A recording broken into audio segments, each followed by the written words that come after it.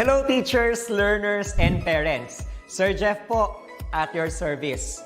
Alam nyo ba na meron tayong website na tinatawag na DepEd Commons? Ang DepEd Commons ay binuo upang gawing accessible ang pagtuturo at pag-aaral dito sa ating bansa gamit lamang ang inyong mga smart devices gaya ng cellphones, tablets, at computers. Dito ay maaari nating ma-access ang iba't ibang learning materials mula sa Department of Education. Meron itong mga interactive materials, electronic self-learning modules, at instructional video lessons mula sa DepEd TV na tiyak na makatutulong sa pag-aaral ng mga mag-aaral galing ka man sa public o private school. Walang problema dahil welcome ang lahat dito. Para ito sa mga guro, magulang at mga mag-aaral mula sa kinder hanggang grade 12, alternative learning system o ALS, at pati na rin ang special education. At huwag kang mag-alala dahil kahit walang load ay maaari mong ma-access ang mga learning materials. Tama! Libre ito. Ang kailangan mo lamang gawin ay i-on ang iyong data at buksan lamang ang iyong browser at i-type ang commons.deped.gov.ph. Alam na ba ng iyong mga kasamahang guro o mag-aral ang tungkol sa DepEd Commons? I-share mo na ang video na ito upang matuto rin sila kung paano gagamitin ang DepEd Commons sa mabilis at napakadaling paraan. Muli, ito po si Sir Jeff at kita-kits po tayo sa DepEd Commons. Paalam!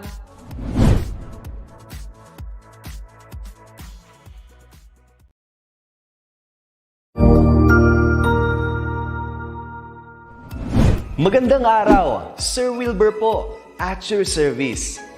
Narito ang ETULay upang gabayan ka sa inyong pag-aaral upang lubos na maunawaan ang iba't ibang paksa o subject. Ang ETULay ay isang free online tutorial class na pinangungunahan ng DepEd Educational Technology Unit sa pamumuno ni Undersecretary Elaine Del B. Pascua. Ang programang ito ay hindi lamang para sa mga bata, kundi ito rin ay magsisilbing gabay sa mga magulang at mga guro kung paano nila ituturo o gagabayan sa bawat asignatura ang kanilang mga anak o mga estudyante.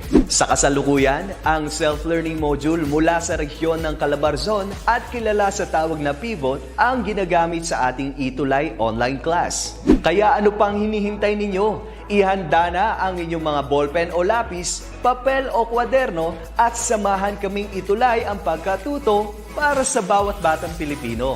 Sama-sama tayong magtutulungan para malampasan ang mga hamon sa panahong ito. Halina't matuto kasama ang inyong online tutor sa oras na ito.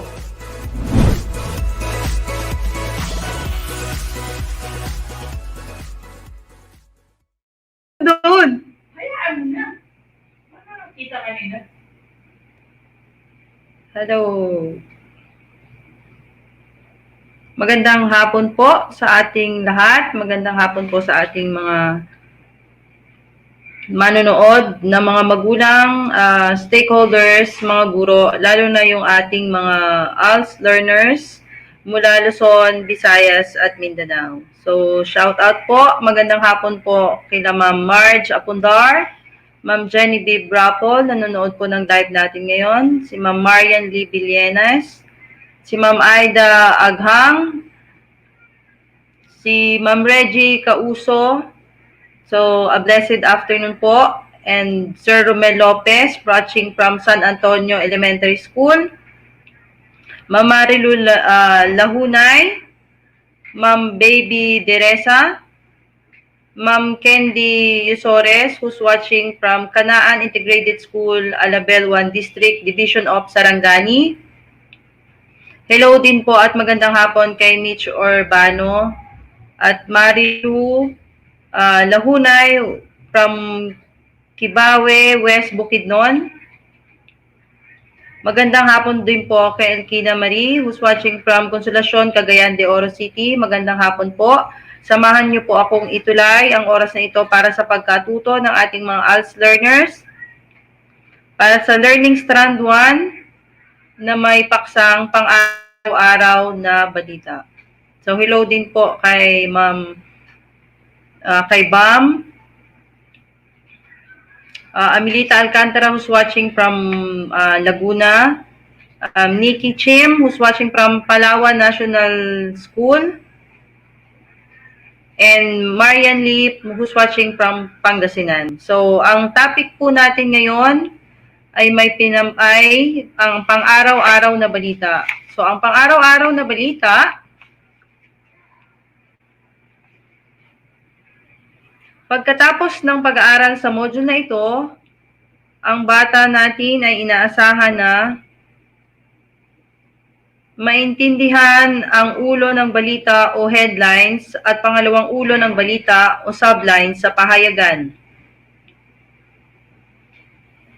Ang sunod, maipaliwanag mo ang halaga at gamit ng pagbabasa ng pahayagan sa iyong pang-araw-araw na pamumuhay. So yan po yung pinaka-objectives ng topic natin ngayong oras na ito. Next po. So, ang larawan na nakikita natin ngayon ay ang mga pahayagan na nanilimbag na sa atin dito sa Pilipinas. Pero ang tanong po, bakit ba kayo nagkaka-interes na basahin ito?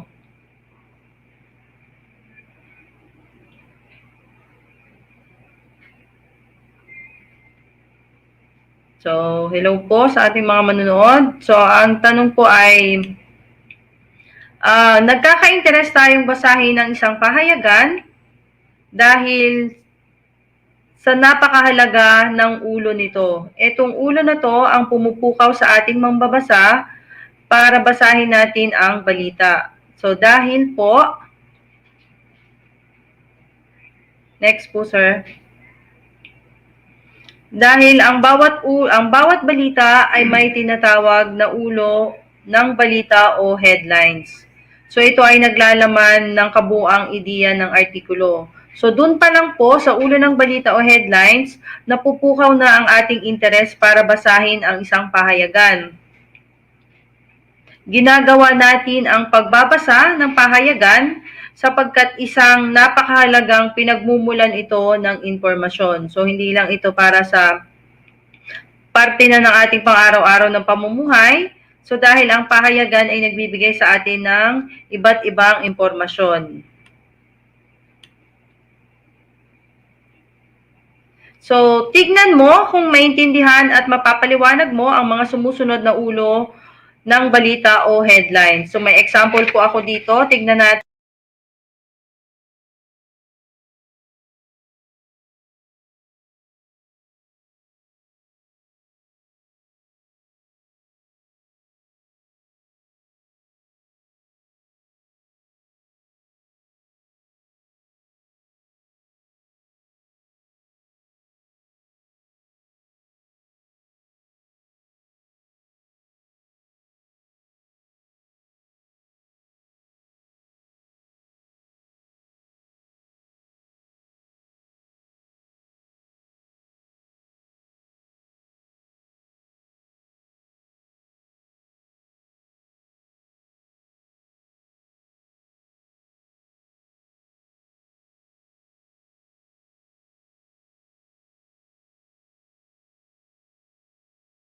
Po tayo. Ayan tayo, sir. So, ito po yung titingnan natin. At kung mapapaliwanag mo ang mga sumusunod na ulo ng balita o headline. So, yung una, ERAP, nagmatigas sa hinihingi ng mga rebelde, walang ransom payment. Sige po, nawala. Sorry po, medyo nawala po. Loko po yung internet. Sige, sir, pakiback po muna. Doon po muna tayo sa number 1. So, yung number 1, ERAP, nagmatigas sa hinihingi ng mga rebelde, walang ransom payment. So, yun po yung ulo ng balita. So, maaari po, ang sinasaad ng headline ay ayaw pumayag ng presidente sa mga hinihingi na ransom ng mga rebelde. So, yun po yung maaaring nilalaman ng headlines na ito.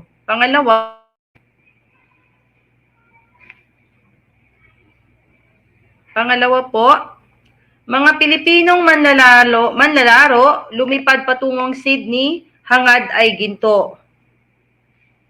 Yes po, Ma'am Amelita. So, ayaw pong magbigay ni ERAP ng ransom para sa rebelde. So, sa number 2, so mga Pilipinong manlalaro, lumipad patungong Sydney, hangad ay ginto. Ano po kayang nilalaman nitong ulo ng balita na iyon, na number 2?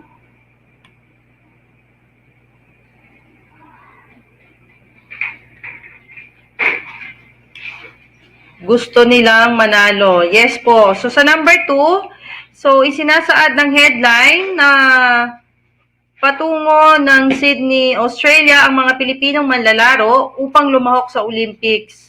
So, gun for gold ang kanilang bukang bibig, nang ibig sabihin, naghahangad ang mga manlalaro na makakuha sila ng mga gintong medalya sa kanilang sasalihang laro. Yes po, Ma'am Clarinel, makapag-uwi po sila ng ginto o panalo. Salamat po. Pangatlo, presyo ng bigas patuloy na tumataas. So, presyo ng bigas patuloy na tumataas.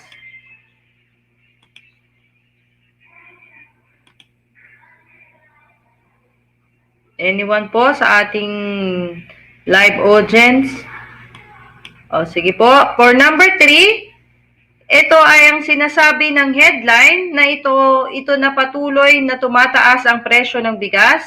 So, paglipad ng mataas ang ibig sabihin ng pumaimbulog, kaya ating naintindihan na patuloy ang pagtaas ng presyo ng bigas. So, marami na naman ang magugutom. Sige po, thank you po, Ma'am Bernadette Ayungaw. Susunod po, sir. So, paano babasahin at unawain ang ulo ng balita? So, ang ulo ng balita o headlines ay pamagat ng isang artikulo. So, headlines sa ekonomiya. Sige po, salamat po. So, may dalawang bagay ang nagagawa ng headlines o ulo ng balita. Ang una, ito ang nagbibigay ng pangunahing ideya o pinakapaksa ng balita. So, sa ulo pa lang, malalaman na natin kung ano ang nilalaman ng balita. So, napupukaw tayo sa ulo ng balita. So, dapat ito ay medyo kakaiba. Next po, pangalawa, nakukuha nito ang atensyon o interes ng mga mambabasa. So, sabi ko nga po, so dahil ulo siya ng balita, so dapat catchy, sa ulo pa lang dapat mapupukaw na ang interes ng mga mambabasa. 'Di ba? Kaya nga po yung mga, kahit po yung mga stories na binibigay natin sa mga bata ay kakaiba, kasi nga dapat ang pamagat pa lang ay mapupukaw na ang kanilang atensyon. Next po.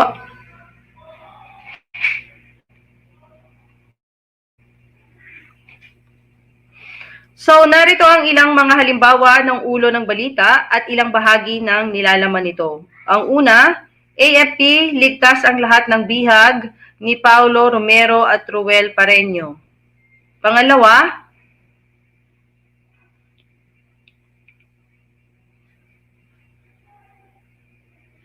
yes po, Ma'am Clarinel. So, alam na yung gustong mabasa sa pahayagan. So, yun po yung importansya ng ulo ng balita. Next po, sir.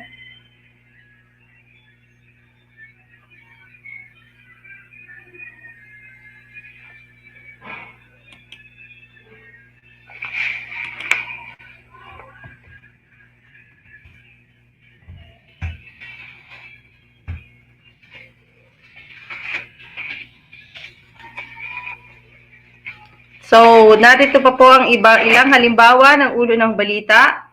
So, Romanian lifters na patalsik at gawaing physical higit kaysa pagbawas ng pagkain. So, ito yung mga ilang halimbawa ng ating ulo ng balita na nakakapukaw ng ating mga atensyon ng mga mambabasa. Next po, sir.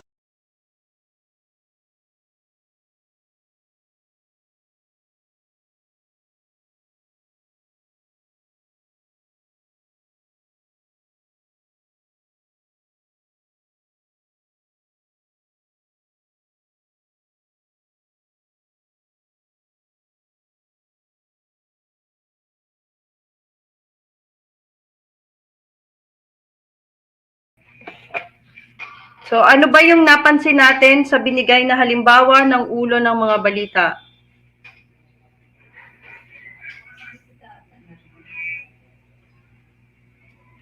Next, sir.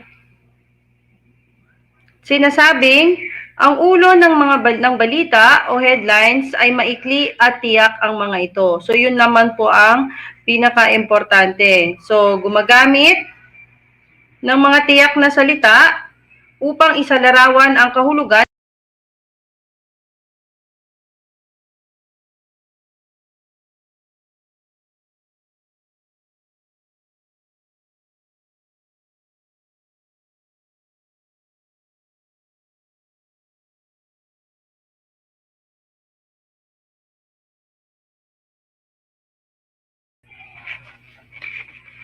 nang sa gayon ay madaling maunawaan ng mga mambabasa kung ano ang paksa sa unang sulya pa lamang. So yung po yung kanina pa nating sinasabi na dapat ang ulo ng balita ay maiksi at tiyak at catchy po sa ating mga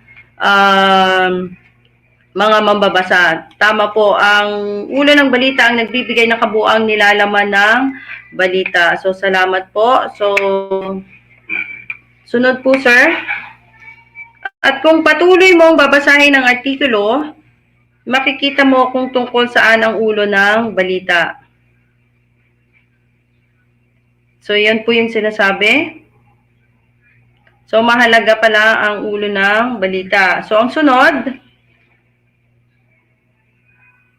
yung unang halimbawa natin na ng ulo ng balita ay may pamagat na AFT, ligtas ang lahat ng bihag ni Paulo Romero at Ruel Pareño. So yun po yung isang halimbawa ng ulo ng balita na sinusundan ng byline. Ano po ba yung tinatawag na byline? Ang byline ay nagsasaad ng pangalan ng taong sumulat ng balita. Pero hindi lahat ng artikulo ay may byline. So, tandaan natin, may byline siya na tinatawag na taong sumulat ng balita, pero hindi po lahat ay ng artikulo ay may byline.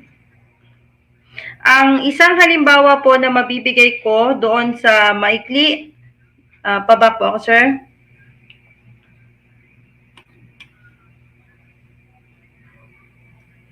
Sige. Ang isang halimbawa po na may bibigay ko na ginagamit ng guro dito sa ulo ng balita ay ang mga pagsulat ng lathalain. So ito po ay ginagamit ng ating mga guro sa mga gurong kasali sa journalism. So 'di ba dapat po doon ang unang criteria pa lang nila, dapat ang ulo ay nakapupukaw ng atensyon ng mga mambabasa. So iyon po yung isa sa pinaka-criteria ng mga nagsusulat ng lathalain sa ating journalism. Next po, sir. So, pansinin ang larawan sa ibaba. Sige po. Okay po. So, Surigao. Okay po. Next po, sir. So, ang balita at ang larawan sa ibaba ay nagbigay ng pangalawang ulo ng balita. Ano po ba yung tinatawag na pangalawang ulo ng balita? So, ang pangalawang ulo ng balita, ito ang nagdaragdag sa nalaman natin mula sa pagbabasa ng ulo ng balita. So, ito po yung halimbawa.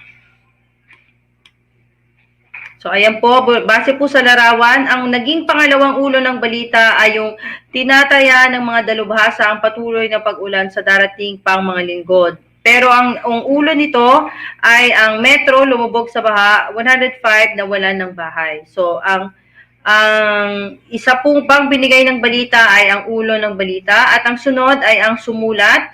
So, ito yung tinatawag natin kanina na byline. So, pangalan ng sumulat ng balita. So, dito po sa halimbawa natin, ito pong balita ay sinulat ni Rosel C. Manahan. Next po. So, ang sunod na binigay ay ang larawan.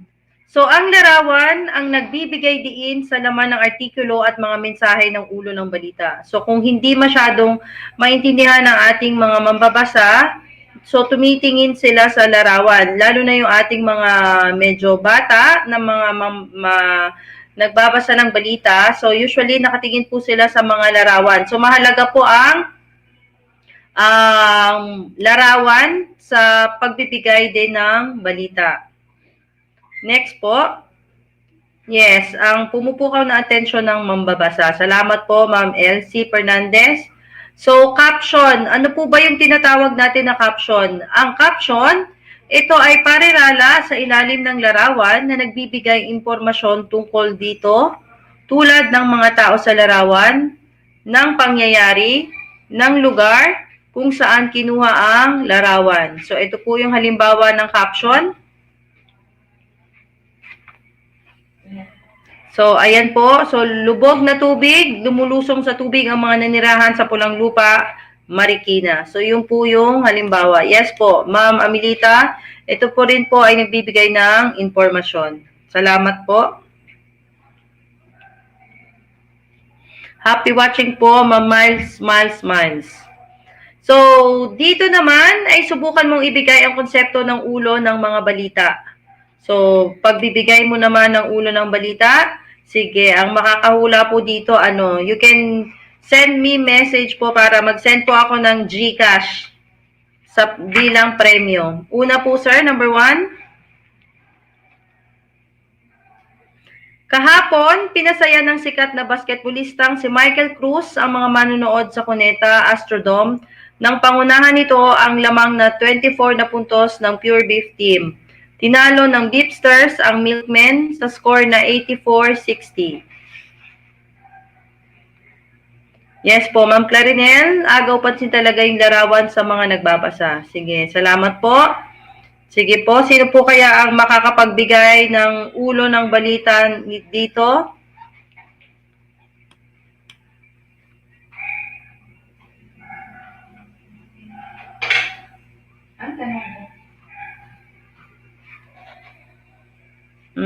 Wala pa. Sige lang, samahan nyo akong itulay itong oras na to sa pagbibigay nyo ng ulo ng balita. Okay, sir. Sige, reveal na natin. Ang ulo nito ay Cruz nanguna sa Beefsters sa lamang na 24. So, yun po ang ulo ng nilalaman nito. Okay po, pangalawa, sir.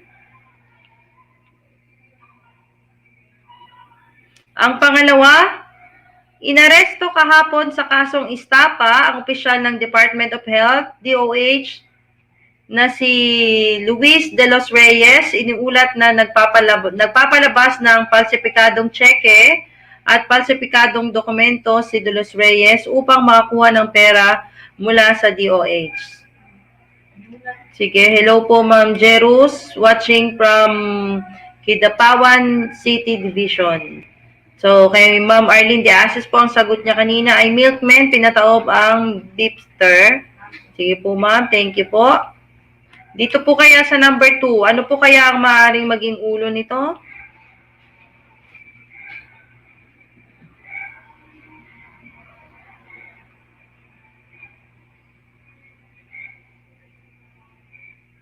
Okay po, sir. Pangalawang ulo na tayo, sir. So, ang ulo nito, ayan. Sige, may sagot tayo from the ng live natin. So, official ng DOH, kinasuhan ng stapa. So, tama po si Ma'am Elsie Fernandez. So, official ng DOH, kinasuhan ng estapa. Okay po? So, meron din pong sagot mula kay Ma'am Amelita. So, timbog sa falsipikadong cheque si De Los Reyes. Okay po. So, number 3. Ang ikatlo, napahanga ng Pilipinong artista na si Ana Mayor ang mga manonood sa ibang bansa sa kanyang husay sa pag-arte sa pelikulang Gabriela.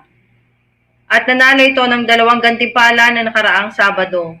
Nakatanggap ng gantimpala bilang pinakamahusay na artista, Best Actress Award, ang nabanggit na artista mula sa World Academy Film, gayon din ng gantimpala bilang pinakamahusay na bagong artista new Best Actress. Sige, si Ma'am Elma, hello po, watching from Caloocan. Si Ma'am Malu, opisyales ng DOH, arestado sa Estapa. Okay po. Kanina po sa number 2. Si Ma'am Michelle inaresto ang isang opisyal ng DOH. Si Ma'am Balesteros, Maria Liza, kinasuhan ang Estapa ang isang opisyales. Sige po, sa number 3, antayin ko po ang inyong mga sagot. Meron po tayong isang grade 5 students who's watching, si Journaline Ragasa. Hello po.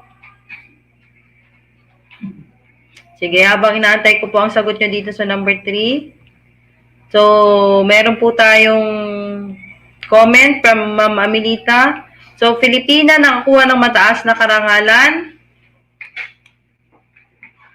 Meron pa pong ibang entry, ibang answer.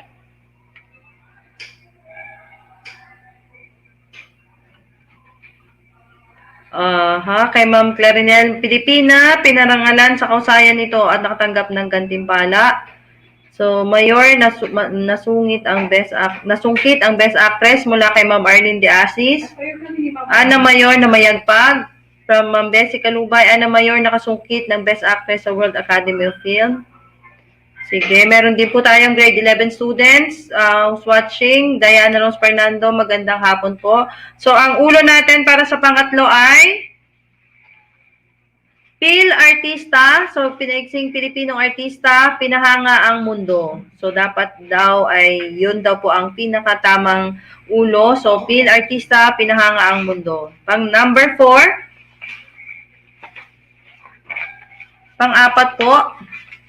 Dumalaw kahapon sa mga bilanggo sa kampo Sampaguita, Muntinlupa, ang Arsobispo ng Maynila na si Cardinal Sin. Namuno siya sa pagdaraos ng misa at namigay sa mga bilanggo ng mga dilata at regalo mula sa iba't ibang mamayan ng ating bansa. Sige, meron pa rin po kay Mamalu from number 3, Pilipina nanguna sa World Academy. Sige, dito na po tayo sa number 4.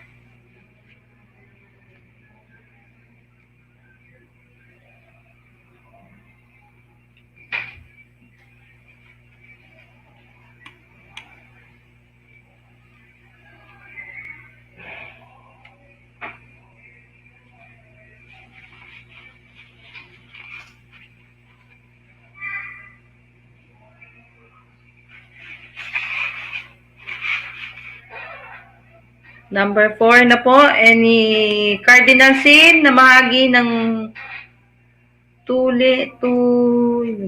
ano po yan, ma'am? Cardinal Sin na mahagi ng Ma'am Clarinel Malinaw, Cardinal Sin, dumalaw at namigay sa mga bilanggo. From Ma'am Elma Ellen, so Arsobispo ng Maynila, dumalaw sa mga bilanggo. Sige po, any other answer? Tulong, ayun pala yun. So, Cardinal C, namahagi ng tulong sa mga preso. Yun daw po yung answer ni Ma'am Amelita. So, Cardinal C, namigay ng regalo mula kay Ma'am Michelle Lim. Okay po, ang ulo ng, the best suit po ng ulo para sa number 4 natin ay Sin, nagbigay pag-asa sa mga bilanggo. So, yun daw po. So, Cardinal C, namudbod ng relief goods sa pagdalaw sa mga bilanggo. Galing kay binaligtad na Glenn Paul. Hello po, magandang tanghali po. Magandang hapon po. And then, number 5 po tayo. Para sa number 5, hinatulan kahapon ng kasalanang pagpatay si Virginia Fernandez, 26 taong gulang, guro sa mataas na paaralan. Pinatawan ang guro ng parusang habang buhay ng pagkabilanggo dahil sa pagpatay sa kanyang dalawang kasamahang guro.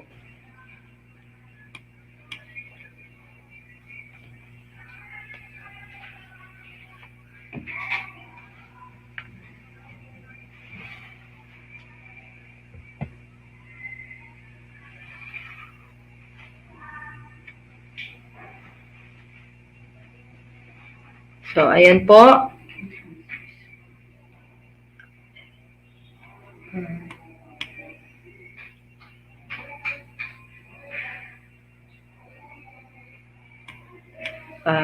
Any entry po para sa number 5? Guro nahatulan dahil sa pagpatay sa kapwa guro. So, isang guro hinatulan ng habang buhay ng pagkabilanggo. Sige po. Watching from Washington, D.C. Hello po, Tejada Frame. Guro arestado sa pagpatay mula naman kay Ma'am Arlene De Asis, kay Ma'am Elma Ellen. So, gurong naparusahan dahil sa pagpatay. Kay Ma'am Malinaw po, Ma'am Clarinel Malinaw, guro natulan sa pagpatay ng 2 pang guro. Meron pa ulit. Guro pinatawan ng parusang panghabang buhay. Annalie, watching from DepEd Caraga Region, Agusan del Norte. Para po sa ating number 5. Hello po, Mr. Edison Serdaus, watching from South District, Albay Division. So, for number 5, guro hinatulan ng habang buhay sa pagpatay. So, yun po. Kay Ma'am Jonaline, isang guro pinatawan ng habang buhay na pagkabilanggo. Sige po, pagbibigay ng katarungan at justisya. Sige po. For number 6, nakatuklas ng bagong bakuna ang mga dalubhasa sa University of Oklahoma, USA laban sa hepatitis B. Ayon kay Dr. Ann Monroe, ilalabas ang bakuna upang magamit ng publiko sa unang bahagi ng susunod na taon. Sige, parusa sa pagpatay mula kay Ma'am Ninya Moniz, kay Ma'am Elma Ellen, gurong naparusahan sa pagpatay ng kapwa guro. Sa number 6 na po tayo, antayin ko po.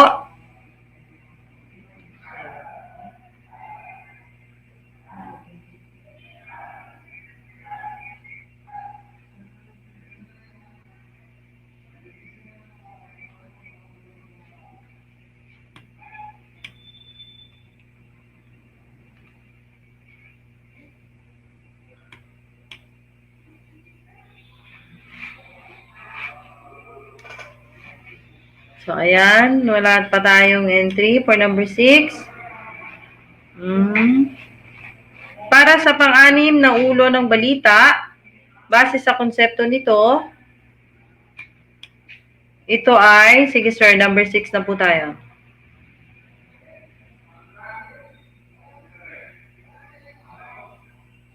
So, ayan, meron kay Mark Platon, galing po sa kanya, pagtuklas ng bakuna mula sa Oklahoma sa sakit na Hepa B. Sige po. Sir, number 6. Nakatuklas ng bagong bakuna. So, for number 6 po, bagong proteksyon laban sa Hepa B. So, University of Oklahoma, matagumpay na nakapaglabas ng bakuna. So, marami pong salamat sa pagtugon ng inyong mga ulo ng balita. So, bagong bakuna, sisimulan sa susunod na taon. Bagong bakuna, nagbigay ng pag-asa sa mga hepatitis B. Salamat po sa pagsagot, Ma'am Jonaline, Ma'am Amelita Alcantara. So, kay Ma'am Ninya galing po ay mga dalubhasa sa Oklahoma nakatuklas ng bakuna. So, ayan po. So, marami pong lumalabas na mga ulo ng balita. So, I think ang ating pong mga viewers ay biyasa sa pagbabasa ng pahayagan. Or baka po ang ilan sa mga guro natin dito o mga estudyante ay ating mga kasali sa ating journalism. Next po. So, ano ba ang dapat nating tandaan? So, sa tandaan natin, nabasahin ang headline upang malaman ang kabuuang idea ng artikulo. So, sundan din ang sublines upang mabigyan ka ng karagdagang idea tungkol sa artikulo. At ikatlo, tingnan ang larawan at basahin ang paglalarawan sa ibaba. So, yun yung pinaka-importante na binibigay ng headlines. So, dapat po ay basahin natin ang headlines na susundan ng sub-headlines at tignan din ang larawan at basahin ang paglalarawan nito sa ibaba. Kasi, di ba, ngayon po, dahil sa ating social media, masyado po maraming lumalabas na balita. Kaya rin po tayo minsan na fake news kasi iba po yung headline nila, pero iba po ang nilalaman sa loob. Kaya minsan iba po ang reaction ng tao. So mas maganda na basahin ang headline, sundan mo ng sub-headlines, pati na rin ang larawan at ang paglalarawan nito sa ibaba. Okay po? Next tayo, sir. So, halaga at gamit ng pahayagan. So, nabubuhay tayo sa mundo na kung saan napakahalaga ng impormasyon at komunikasyon. Ang mga pasya ng pamahalaan at kalakalan ay ginagawa batay sa datos, facts or figures. So para sa lahat ng ito, maraming bilang ng impormasyon ang kinakailangan. Inihahatid sa magitan ng komunikasyon tulad ng pabatirang pagmadla, mass media ang impormasyong ito. So magandang hapon po from John Makamay, who's watching from Tacloban City National High School. Next, sir. Gayon din ang nangyayari sa mga individual na tulad mo at tulad ko na bubuhay sa pang-araw-araw na buhay. Kailangan natin ng impormasyon pareho rin ng iba. Kung nagpaplano kang maglayag, kailangan mong malaman ang paglalakbay tungkol sa panahon sa araw ng iyong paglalakbay. Diba? Kung minsan pag may out of town trip tayo, tinitingnan natin ang lagay ng panahon kung maganda ba sa ating paglalakbay. So, nais malaman ng isang nagbubuntis na ina ang pinakahuling paksa ukol sa pag-aalaga sa kalusugan ng kanyang anak. So, mayroon din tayong nababasa sa pahayagan ng tungkol sa mga bagong pag-aalaga sa mga anak. So, tiyak na nais malaman ng isang magsasakang nagtatrabaho sa kanyang bukid kung paano makakaapekto ang pagtaas ng presyo ng langis sa presyo ng kanyang pananim. Kung may balita ng pagtaas ng presyo, so syempre maapektuhan po ang isang kagaya na nagsasaka. So naipapaabot sa magitan ng pabatirang pangmadla, isa na dito ang pahayagan ng mga ganitong impormasyon. Next, sir. So narito ang halimbawa ng mga taong may iba't ibang sitwasyon. Sagutin ng oo o hindi kung sa palagay mo ay makatutulong sa kanila ang pahayagan. Una,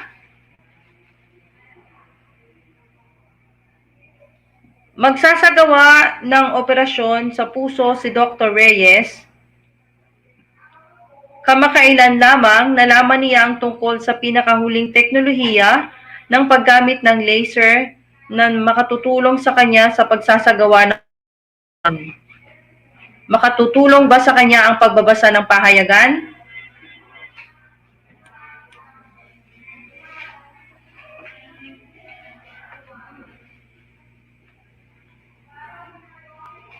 Oo. Okay po. Ayon kay Sir Mark Platoon, ang sagot ay oo. So, ang tamang sagot po ay oo. So, nakakakuha si Dr. Reyes ng pinakabagong balita tungkol sa siyensa ng pangkalusugan at pangmedisina sa magitan ng seksyon na siyensya at kalusugan ng pahayagan. So, dun niya malalaman po yung pinakabagong huling teknolohiya na maaari niyang gamitin. Pangalawa, next, sir. Hindi makapagpasya si Ana kung ano ang gagawin niya sa darating na Sabado ng gabi. Gusto niyang manood ng sine. Subalit hindi siya sigurado kung ano ang palabas sa pinakamalapit na sinihan. Makatutulong ba kay Ana ang pagbabasa ng pahayagan? Hello sa ating students na si Althea Baksal from Bayanihan Elementary School ng Tacloban City. Ang sagot niya daw ay oo. Okay, number 2, oo. Nakikita ni Ana ang mga kasalukuyang palabas sa pelikula sa magitan ng gabay ng pelikula. So, matatagpuan ito sa isang pahayagan. Okay po, oo. Next na, number 3. Nagtatrabaho si Mando ng higit sa takdang oras sa isang pabrika. Nais niyang malaman ng tungkol sa huling pagtaas ng sahod. Makatutulong ba kay Mando ang pagbabasa ng pahayagan?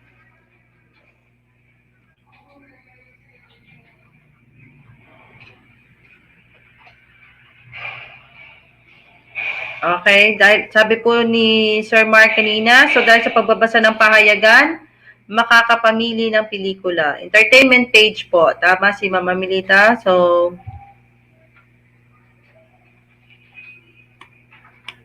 oo, for number For number 3, ang pahayagan ang nagbibigay impormasyon kay Mang Mando tungkol sa pinakahuling pagtaas ng sweldo. Number 4, mag-uulat si Karen tungkol sa kung paano pinangangalagaan ng pamahalaan ang buhay gubat or wildlife sa bansa.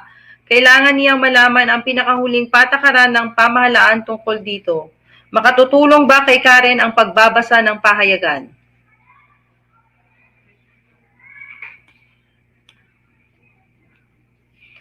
Sige po. Sabi ni Ma'am Elma Ellen, oo. Kay Althea Baksal, oo. Kay Marisa Cabi, oo. Oo. Para sa ika-4, may pahina ukol sa kapaligiran at siyensya ang isang pahayagan. Kayang malaman ni Karen ang pinakabagong patakaran ng pamahalaan na matatagpuan sa pahayagan. Okay po? And then number 5, pang-5 tayo, sir.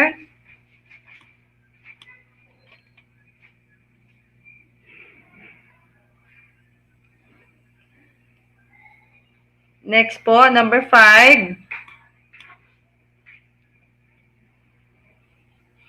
Aalis patungong Saudi Arabia si Boyet upang magtrabaho bilang forklift operator. Alam niyang maalala niya ang Pilipinas at gusto niyang makabalita kung anong nangyayari sa bansa araw-araw. Makukuha ba niya ang huling balita sa pahayagan?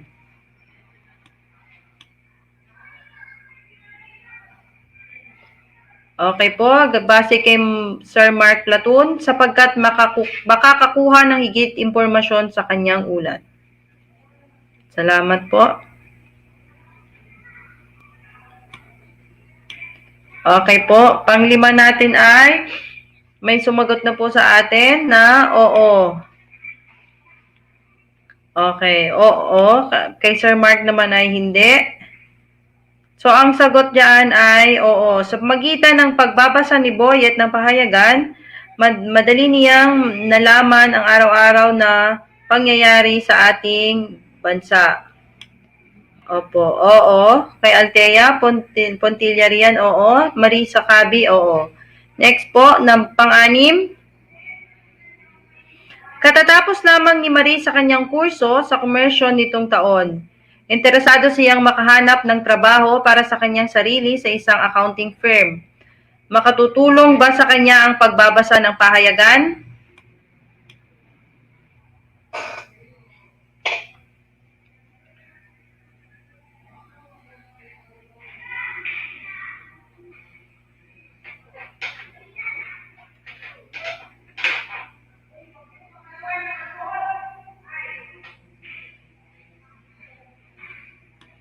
Okay, ang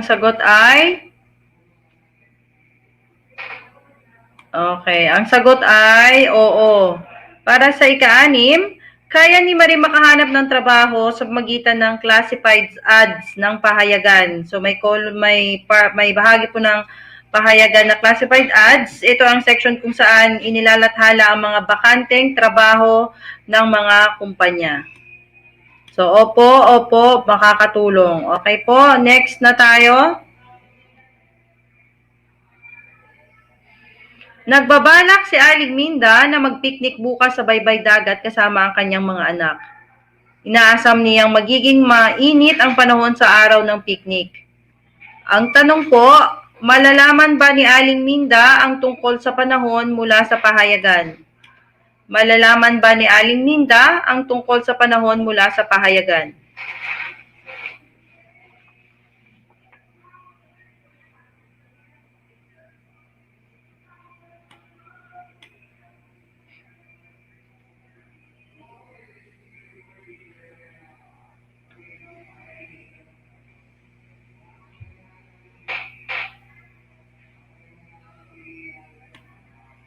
Okay, so ang sagot po ay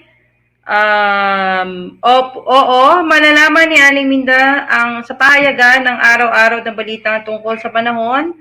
Base nga po sa ating viewer, meron pong tinatawag na weather page ang ating pahayagan. So, hello po. Next po. Nagtitinda ng isda at hipon sa lokal na palengke si Aling Lucy. Alam niya na tumaas ang presyo at nais niyang matansya kung magkano niya ibibenta ang kanyang paninda. Ang tanong po, makatutulong ba sa kanya ang pagbabasa ng pahayagan?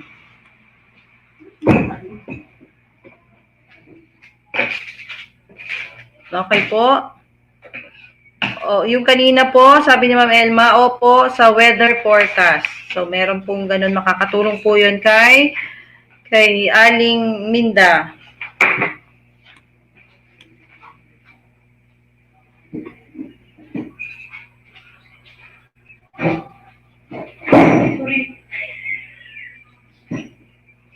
So, ayan na tayo. Para number. Ayan na tayo. Oo, ang sabi ni Ma'am Elma ay, oo. So, makakatulong sa kanya ang pagbabasa ng pahayagan. Malalaman ni Aling Lucy ang pinakahuling pagtaas ng presyo sa magitan ng pahayagan. Sa pamagitan nito, malalaman niya kung magkano niya pinagbibili ang mga paninda. So, price list of prime commodities, sabi nga po ni Ma'am Amelita Alcantara. Ang sagot po ni Ma'am Lala Lupsi ay oo. Si Ma'am Marisa Cabi ay oo. Next po. Isang tagahanga si Michelle ng isang batang artista na si Joey Jimenez. Nais niyang malaman ang tungkol sa kanyang idolo at ang huli nitong palabas sa telebisyon. Mababasa ba niya sa pahayagan ang tungkol sa kanyang idolo?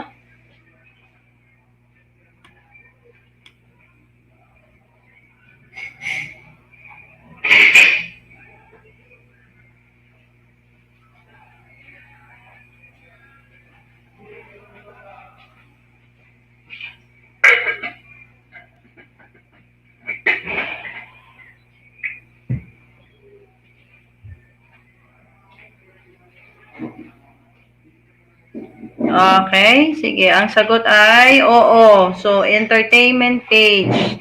Okay, so pang-siyam, may artikulo ang pahayagan tungkol sa kasayahan, pelikula at mga artista. So, dito maaaring magbasa si Michelle tungkol sa paborito niyang artista. So, ayun po ay tinatawag na entertainment page. So, salamat po kay Ma'am Amelita. Oo, sabi po ni Ma'am Elma Ellen. So, entertainment section, base kay Ma'am Bella Donna po. Okay, so opo. Next na, sir. Isang taga-subaybay ng basketball si Richie. Gusto niyang malaman ang resulta ng laro ng nakaraang gabi. Makukuha ba ni Richie ang impormasyon sa pahayagan?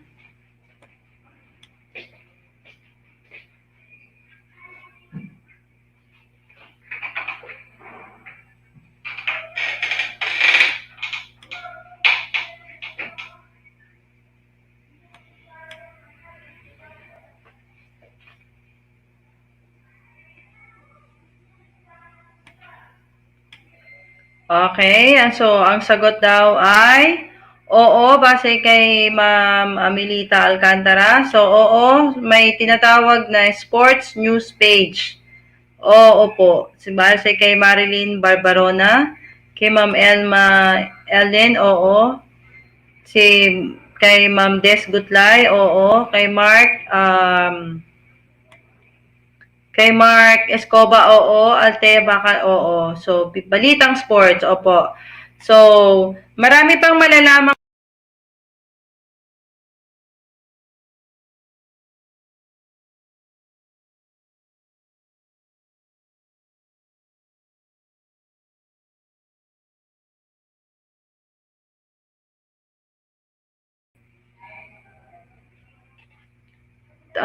tungkol sa laro o pampalakasan. Sa section ng pampalakasan, matatagpuan ang pinakabagong puntos ng huling laro. Okay po, next na tayo, sir.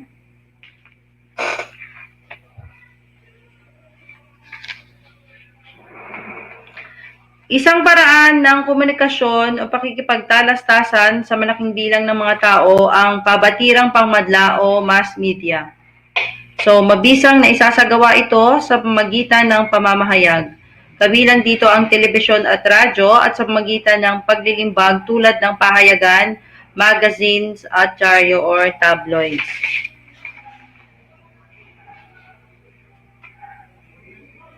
Isang mahalagang kagamitan ng pabatirang pangmadla ang pahayagan. So bilang nakasulat na instrumento, nakapagdadala ito sa atin ng maraming balita tungkol sa mga nangyayari sa ating bansa. Ang mga pahayagan ang nagtatala ng mga pangyayaring nagaganap araw-araw.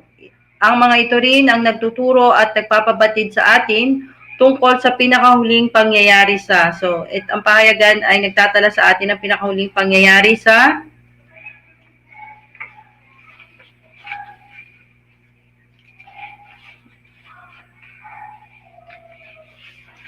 una ay ang agham. So, naiulat sa mga pahayagan ng mga bagong tuklas sa agham, gayon din ang pinakahuling batas kaugnay sa agham. Ang sunod ay teknolohiya. So, ang mga pahayagan ang nagbibigay ng ulat tungkol sa mga pinakahuling imbensyon at inobasyon. Ang sunod ay kalusugan.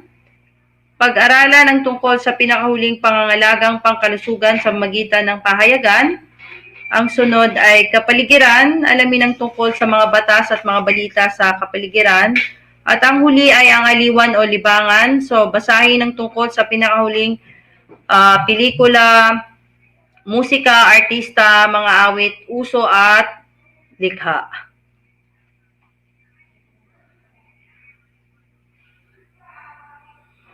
Sinasabing mabisa ang pahayagan kumpara sa ibang anyo ng pabatirang pangmadla dahil, una sir,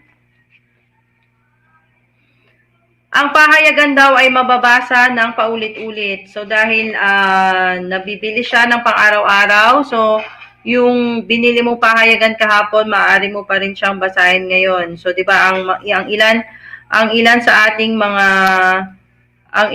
ating mga guro ay nagpapaproyekto ng mga bahagi o page ng pahayagan. So nalalaman pa rin po na hanggang ng mga bata natin ang mga balita at nababasa ito ng paulit-ulit.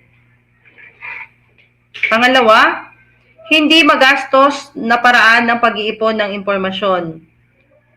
So, ang pagbabasa daw po ng pahayagan ay hindi magastos na paraan ng pag-iipon ng impormasyon. So, habang nagbabasa ka, natataniman ng utak natin ng mga iba't ibang impormasyon. So, dahil nga may pahayagan, araw-araw, so ito ay araw-araw na nagbibigay sa atin ng iba't ibang impormasyon.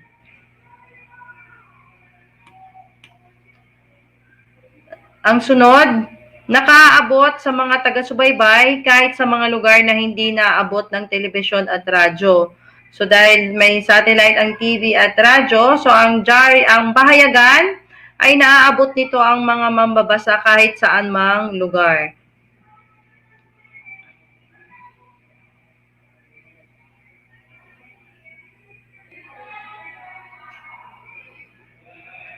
Ang pang-apat, so bakit tinatawag pa rin na mabisa ang pahayagan? So dahil bilang mambabasa, may column na tinatawag na liham. So bahagi ito ng pahayagan, ang sino man ay makapagsasalita at makapaglalahad ng kanyang iniisip.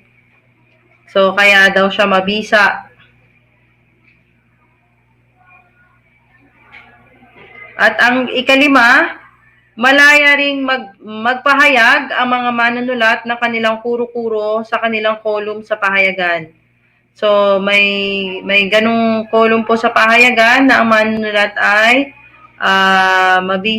nagpapahayag ng kanilang kuro-kuro. Opinion page. Opo.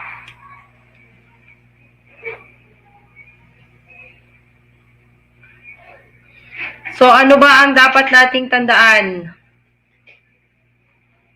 So, isang mabisang anyo ng pabatirang pangmadla ang pahayagan at mahalaga itong kagamitan para sa epektibong pakikipagtalastasan at impormasyon. Mahalaga ang pahayagan sapagkat naghahatid dito sa atin ng mga impormasyon tungkol sa lokal at pang malawakang isyu at kaganapan.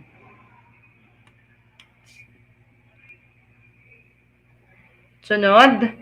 Nakatutulong ito sa ating pang-araw-araw na pamumuhay sa magitan ng paglalahad ng impormasyon tungkol sa mga iba't ibang paksa. Sige, sabi po ni Mama Milita, may editorial page po. Nagbibigay ito sa atin ng tinig. So, yun nga yung kanina. So, yung opinion page. So, tinig, pagkakataon upang makapagpahayag ng ating mga kuro-kuro at pananaw. So, opinion page para sa mga magbabasa at sa mga manunulat ay ang editorial page.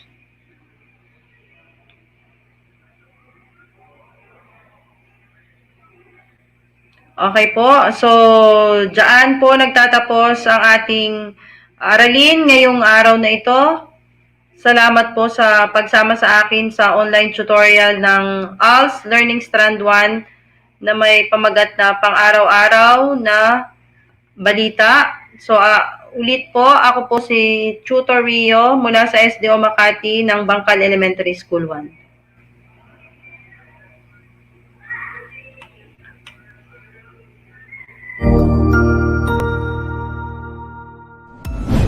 Sigurado ako na marami ka na namang natutuhan sa ating ETULay tutorial session ngayong araw. Tandaan, ito ay hindi lamang para sa ating mga mag-aaral, kundi pati rin sa ating mga minamahal na guro at mga magulang na kaagapay natin para maituloy ang pagkatuto sa kabila ng nararanasang pandemya. Patuloy ding sumubaybay sa DepEd TV para sa mga araling ginawang video episodes. Mapapanood ito mula Lunes hanggang Sabado, alas 7 ng umaga hanggang alas 7 ng gabi sa inyong mga telebisyon.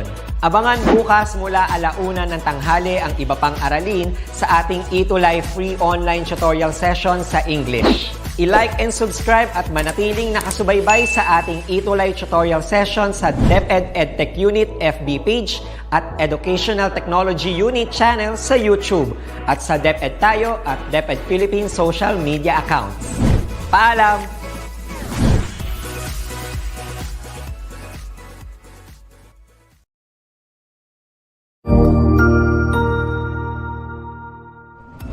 Magandang araw, Sir Wilbur po, at your service.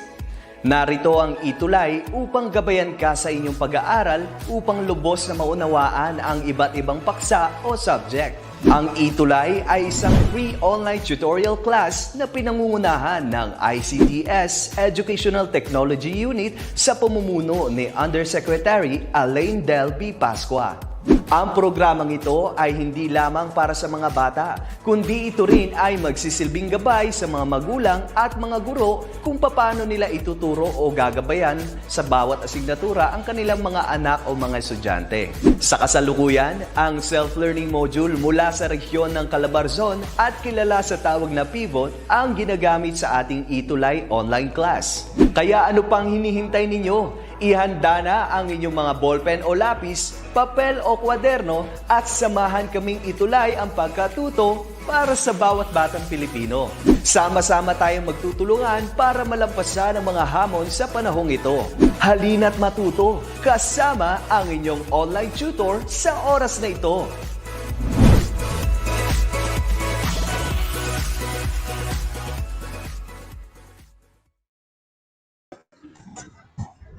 Hello, good evening. Wait. Good evening, everybody. Welcome to our ALS for high school, LS1 for high school English. Let me greet our viewers for tonight. Yan po, ha? Hello from Ma'am Mercy Dakoykoy, from Sir Roberto Jr. Bautista. Hello, sir and ma'am. Good afternoon. Welcome to another session of our English class. And today, it's going to be a continuation of what we had last week. Okay? So, I'll have to share screen now in Sigida.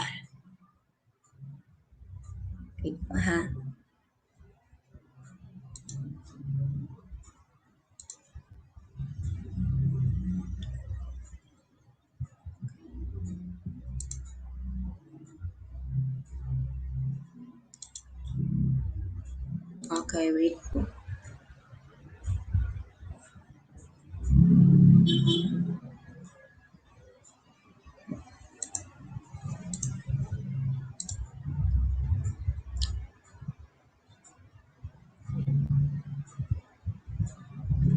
Hi, Sir Wilbur.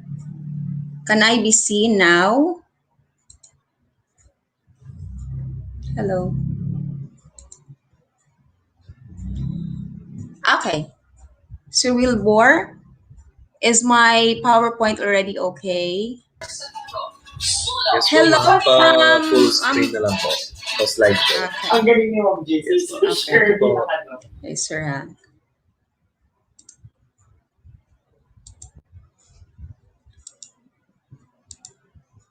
Okay, sorry. Thank you Some po. technical issues. Yan. Okay. Sir, I cannot see the...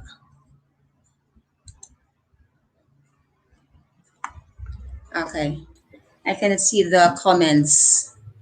Ano na lang, ma'am? Ako na lang po magpe-present and then sabihin nyo na lang po. Yes. Better, sir. I'll have to stop share screen, sir. Yes po, yes po.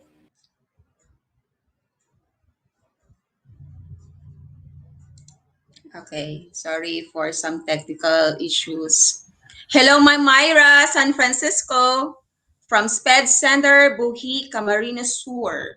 Kamsur, right? Okay.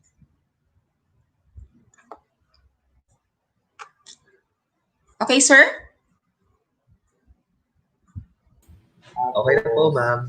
Go on.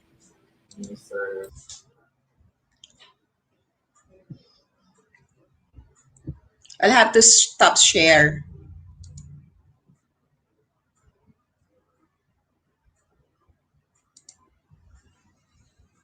Okay, sir? Yes po. We can start now, ma'am. Okay, thank you. Good evening once again from me.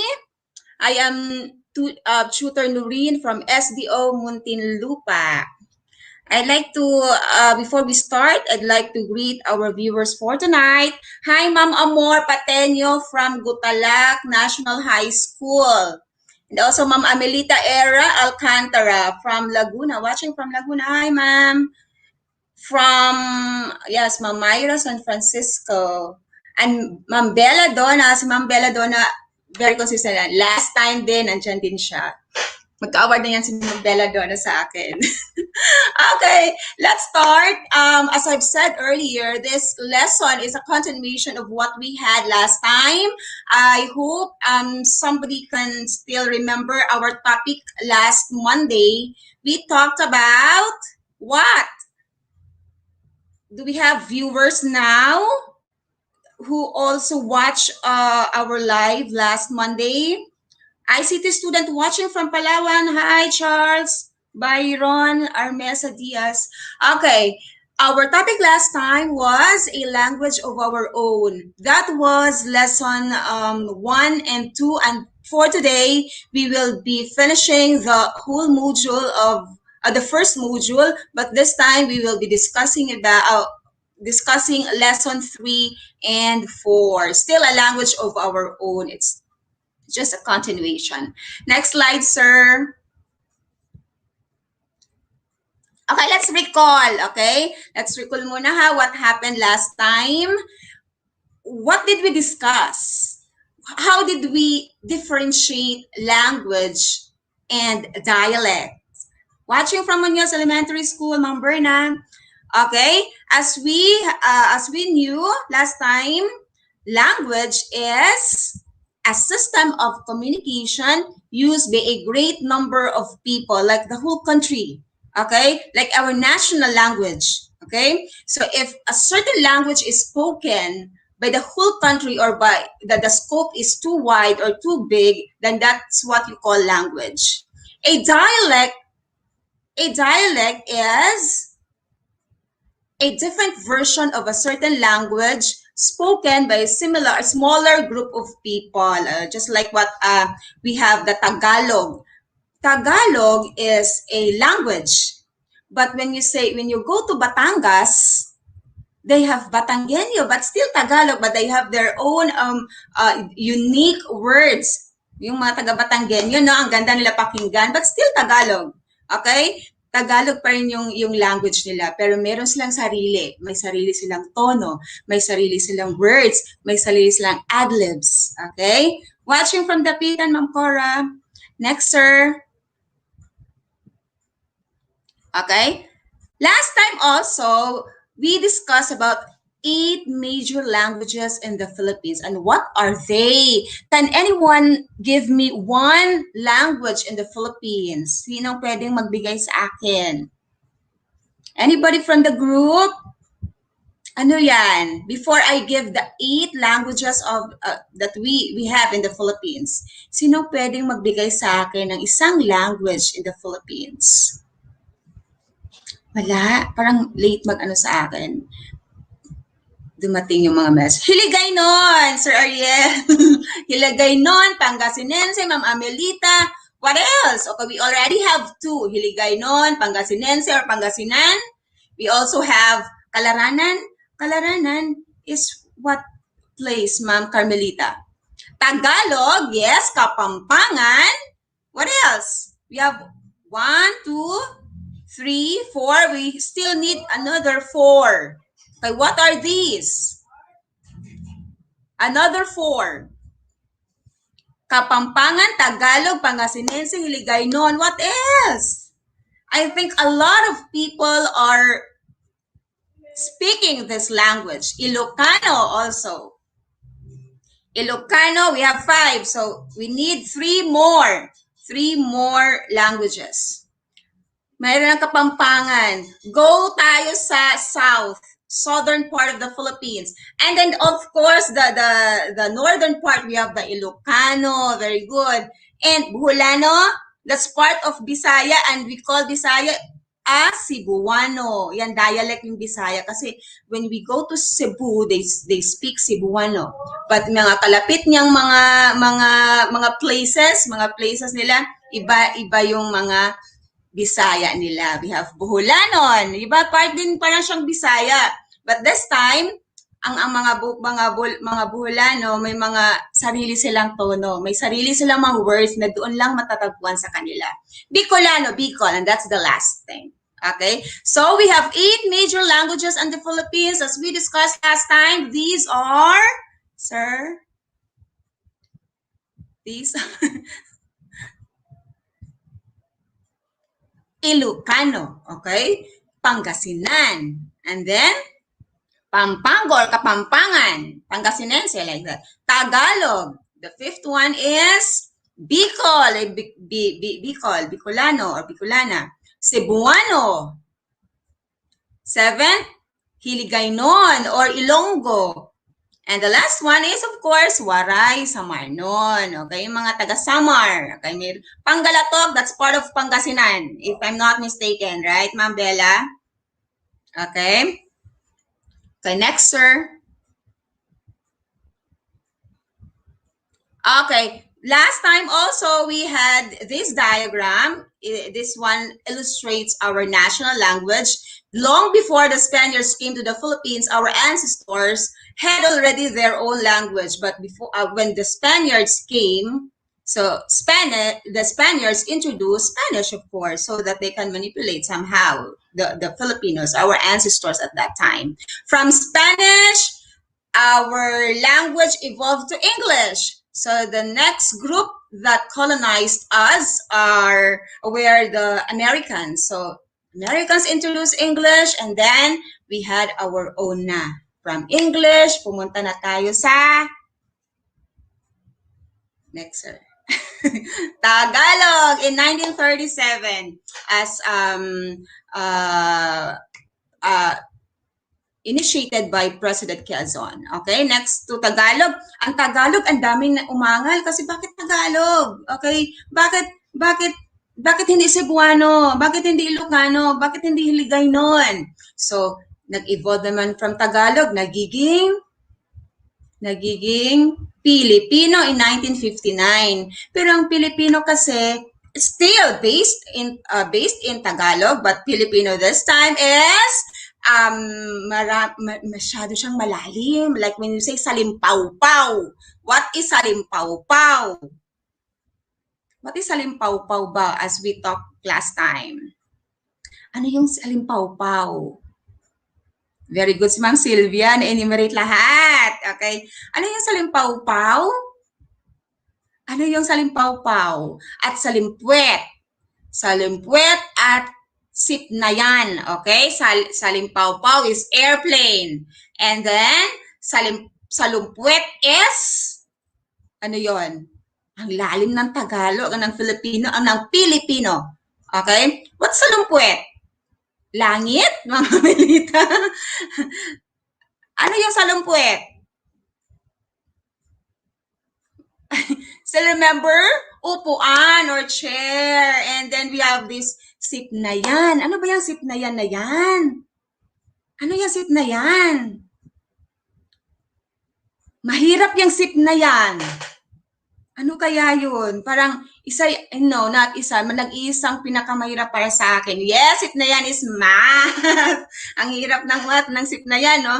So imagine if we still use these words nowadays or even before, parang ang lalim ng Tagalog natin. So the evolution continues, and then Filipino is the last one in 1973, and finally in 1987 it was already declared in our constitution that our national language will be Filipino. Okay, so those were the things that we discussed last time, and today this is just a continuation. We will still be talking about language.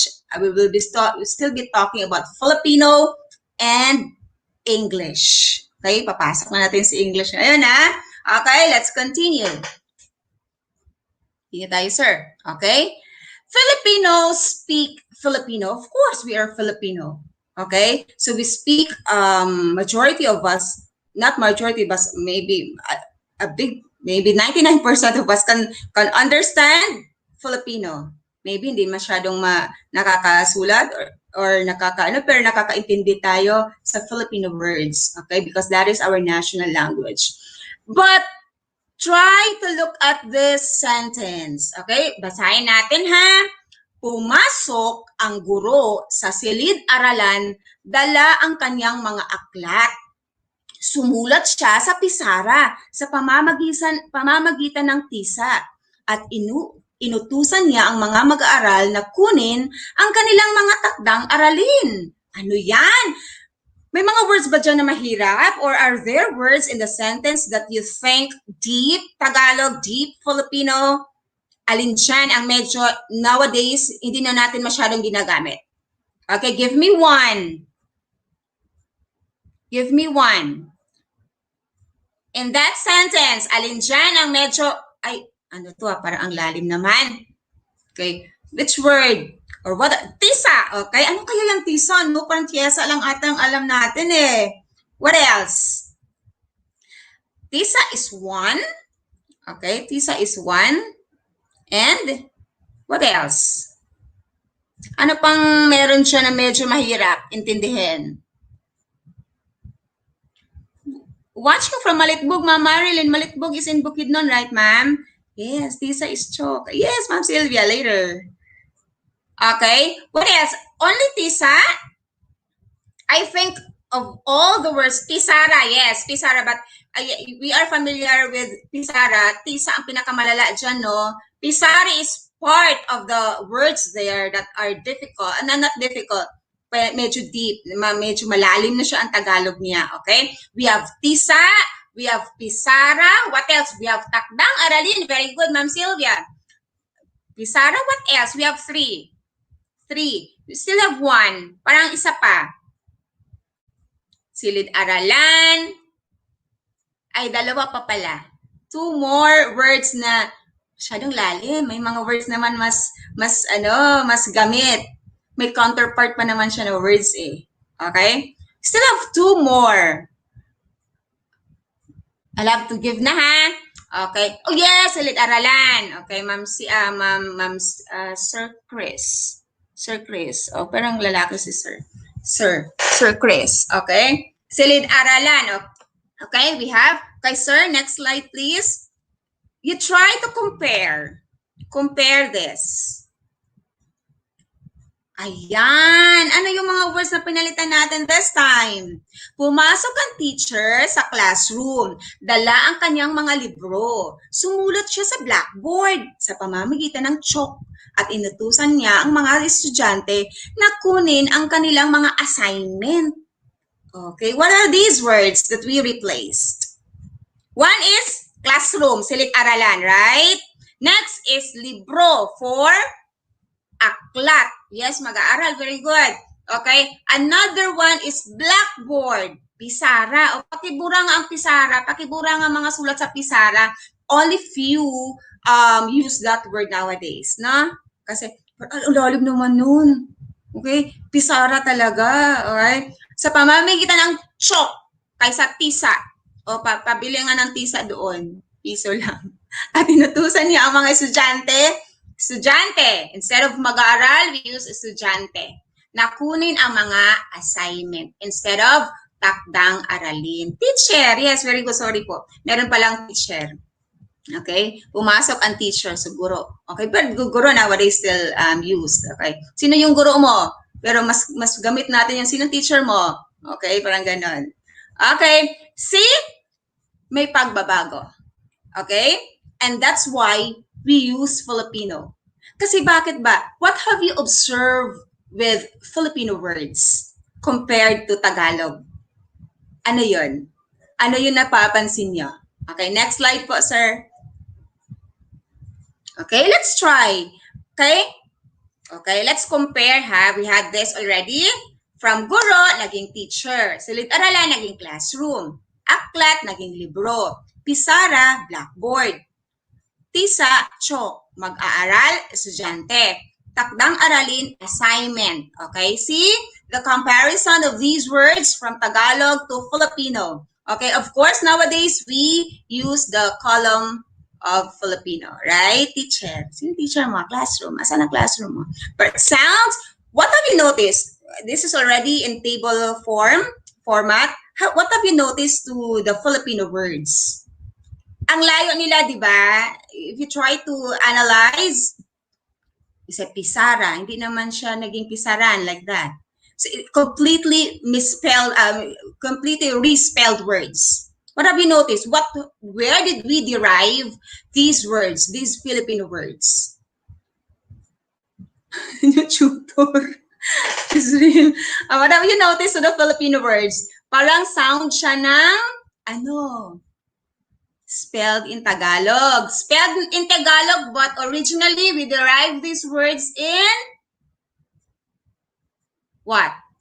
They're from the what language? Yes, very good, Ma'am Danica, from English. Hiram po sa English. Very good po, Ma'am Sylvia, Ma'am Chesriel, Ma'am Danica, from the English language. Okay, see? Kaya mas, mas madali siyang gamitin. Okay? Mas madaling maintindihan. Okay? Next slide, sir. Okay. Let's have this. Okay, let's find out. This is a list of English words translated into Filipino. Okay, I will just run through with the words ha, para makatipid tayo ng time. It's already 20 minutes. Accusation, that's akusasyon. Action, that's action. Appointed. Okay, artificial. Broadcast then. Business, it's business. Category, spelled category. Chairman. Okay, commercial. Okay, commercial, parang something like that. Committee, that's committee. If I'm not mistaken, are there Filipino teachers here? Okay, control, it's control. Conversation, conversasyon. Crisis din. Declared, idiniklara. Deliberate, deliberya. Discussion. Election, that's election. Elementary. Okay? You may find this a copy sa DepEd Common natin ha. I-upload naman to, but I have to just read the first two columns. Okay? What have you noticed sa English at Filipino? Yung natin, no? You try to observe. Nag-iba lang yung tono, nag-iba lang yung stress. right? Nag-iba lang yung tono natin pagsalita, but the words are very similar. The Filipino words are very similar because we derive them from the English language. Kaya ganun din kahalaga ang English language no sa atin. Okay? We cannot deny that fact kasi a lot of words that we have, Filipino words that we have, derive from the English language. Next slide po. Okay? Ayan, let's think. Ayan, I'll give you situation. Good afternoon, Ma'am Marisa, Repe. Pedro is a farmer from Quezon. Quezon, the Quezonians speak what? Anong salita ng mga taga-Quezon? Pwede din Quezon City, they are the same. Pero iba din kasi itong taga-Quezon eh. Okay? Ano yung salita ng mga taga-Quezon?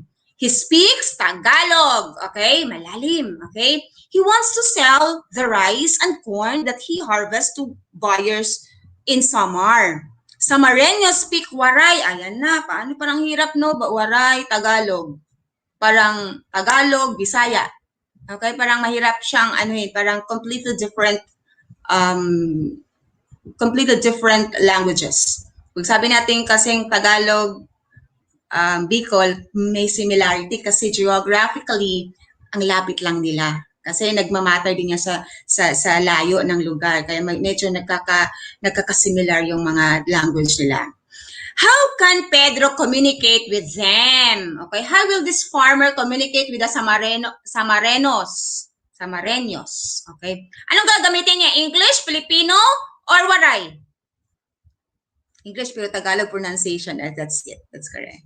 English pero Tagalog pronunciation. Tagalog. Yes, he will speak Tagalog. Can he be understood by the Samareños?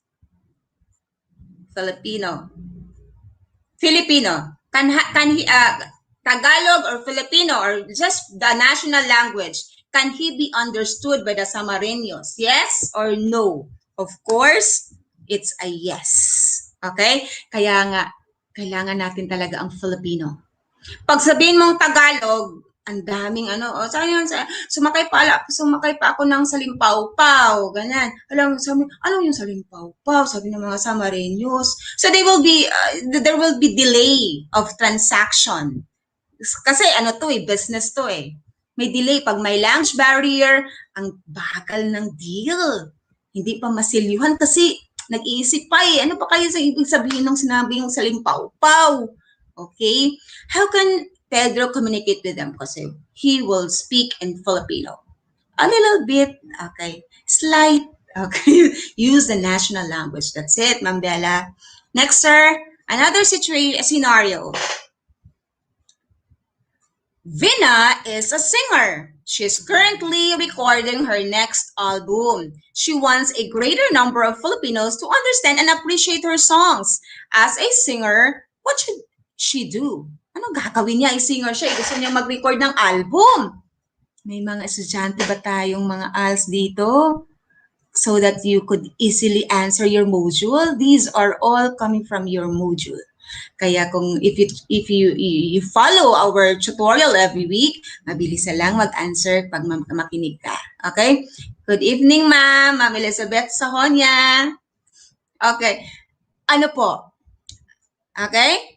Anong gagawin niya? What should she do so that she will be understood? Singer siya. She wants a greater number of Filipinos. Wala siyang other choice but to compose, to release an album in Filipino. Sing an OPM. Yes, that's it. Walang makatalo sa OPM. Ang OPM kasi still combination ng English at Filipino, right? Okay? Next po. Next, sir. Okay, Julia is from Bohol. She recently moved to Manila to work in a factory. How can she make friends and work effectively with her co-workers? Ayan na, ang hirap na from the province, like me. Okay, parang 16 years ago, I was like this. I'll have to work here. Parang ang hirap mag-transition from Bisaya to Tagalog kasi we don't speak Tagalog or Filipino in our place. Okay? Anong gagawin ni Julia? Yeah, sing in Filipino. Choose a song by Filipino. Okay? How can she make friends? Okay? Hi, Ma'am Jezreeli Alcantara. Welcome po. Okay, how can she make friends? Of course, she has no other choice but to speak in Filipino. Kasi sa umpisa lang talaga mahirap mag-Filipino. Okay? But a lot of us, maybe ang mga Bisaya, medyo marunong yan, mabilis yan matuto. Pero ang hirap sa amin kasi many of us, but I'm not generalizing, that marami sa amin na ang hirap mag-transition yung makukuha namin yung tono ng Tagalog or Filipino. Kasi ang bilis namin makapagsalita, ang bilis namin what do you call this, makagets. Okay? Pero the tone, iba pa rin yung pure Filipino or pure Tagalog. Ano? Okay? Kaya may kanya-kanya tayong uniqueness eh. Kaya we're very lucky. Again, as we discussed last time, ang swerte natin, ang swerte mo, ang swerte ko, ang swerte nating lahat because parang wala sa atin ang isa lang ang alam na language. Because if you're a pure Tagalog, you can speak in English, of course. Okay? Kaya dalawa pa rin. Okay? Pag galing ka namang southern part of the Philippines, you can speak 3 or more languages. Ang saya. Okay? Communicate with Filipino language also. Yes! Use English language. Just mag-English ka na lang. Mag-English ka dun sa mga friends para magiging But pag wala ka talagang choice and you cannot translate in Filipino, use English. Kasi yung mga Tagalog, ang bilis din yung makaintindi ng English. Okay? So it's either use Filipino or English. But the easiest one is use Filipino language. Next po, sir. Slide. Okay. The functions of Filipino language. What are the functions of Filipino language? Number 1, business transaction. Still remember the farmer? Sino ba yun? Sino ba yung farmer from Quezon? Filipino language is very important when transacting a business all over the Philippines. Okay? Kapag galing ka sa northern part of the Philippines and you transact business to the southern part of the Philippines, kailangan mo ng Filipino to meet halfway, to compromise the language, to avoid language barrier. Kasi kahit ang swerte natin din kasi very flexible yung mga tang natin at nakakaintindi tayo agad-agad. Okay? Business transaction number 1. Okay? This is to promote our economy also. Okay? Kaya kailangan natin ma-enrich ang Filipino language natin. And please do not forget our language. Okay? Kahit saan parte ka ng mundo pumunta, you'll have to always enrich your language kasi nag-iisa ka lang sa mundo. Nag-iisa lang yung language natin and that is our identity. That is part of our identity as Filipino. Okay? May may-ari sa'yo ang Pilipinas. Okay, number 2. Okay, business transactions. Number 2 is education. Okay? The Filipino language is used in school, right? Ang medium of instruction natin ay pag para magkaintindihan tayo, we use Filipino. Okay, there are subjects in school na kailangan natin syempre ng how do you call this, English. Of course, English subject. Science and math, ang hirap naman mag-Filipino tayo sa math, Okay? But Filipino language is very important in the education para mapabilis ang pag-intindi ng mga bagay-bagay. Okay? Just like transacting a business. Pag-transact ka ng learning into someone, ang hirap pag may language barrier. Ang tagal makaharating. Right? Okay? So in education, Filipino language is very important. Next po, number 3, there are 7, I think, or 7. Services. Okay, yung services natin, Filipino will be very useful in many important services involving health, transportation, calamity relief, and others. Imagine mo naman yung Cebuano doctor. Okay, kapag ang Cebuano, Bisaya na doctor. Tapos, he will be treating, let's say, Ilocano. Ang hirap.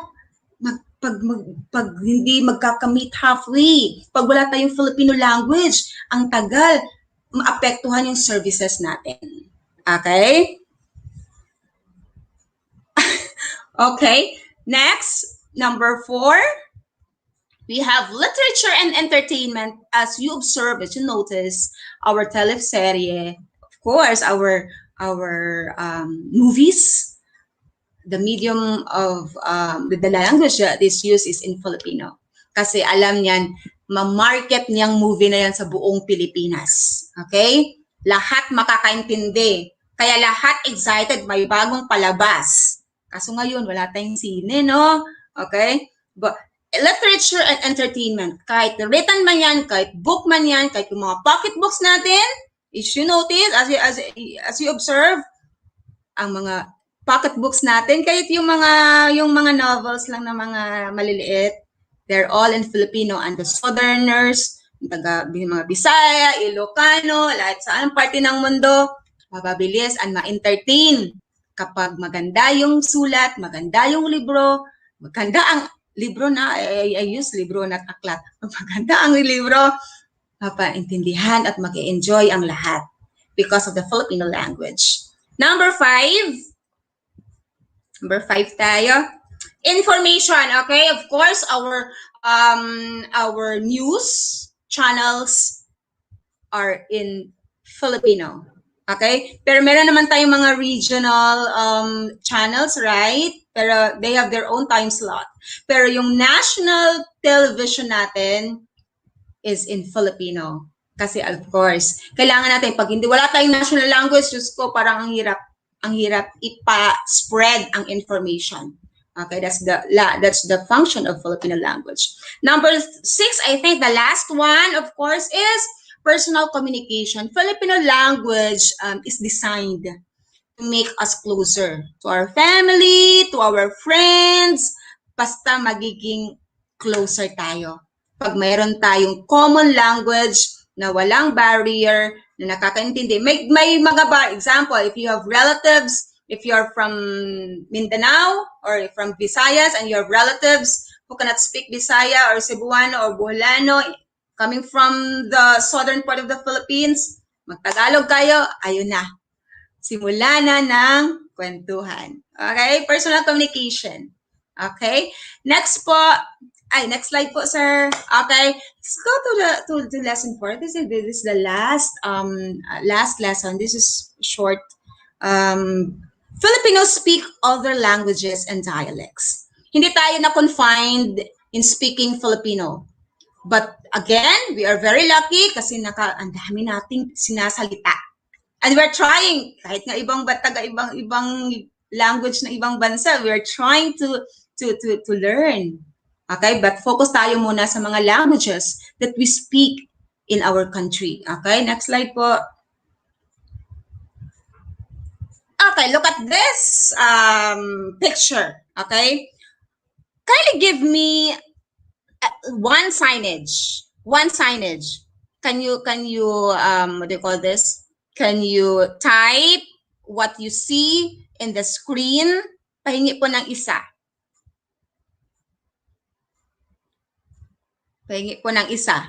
Ayan, ang dami, And this is a very typical scenario, typical they call this scene in the community. Diba kahit saan may signage. Kahit paglabas mo ng bahay, may signage na yan. Are they written in Filipino? Tingnan natin. Give me stop. Okay, 1 is stop. Wala kang nakikitang hinto na sign. Hindi ko alam kung meron ha, but I haven't seen one. Yung may kalagay doon.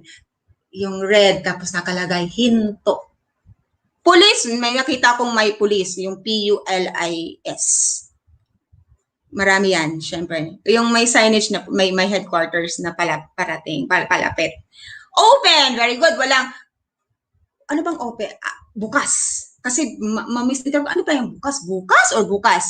But we use the English language. Ano pa? Mila's Canteen, hindi, kainan ni Mila. Meron dyan, syempre, may mga signage tayo yung mga karinderya natin na parang Tagalog na Tagalog or Bisaya na Bisaya, Ilocano na Ilocano or Ilonggo na Ilonggo. Pero this one is very typical. Mas mabilis siyang maintindihan. Mila's Canteen. Okay? What else? No. Anong no? Mayroong bang no? Ang dami ka. Okay.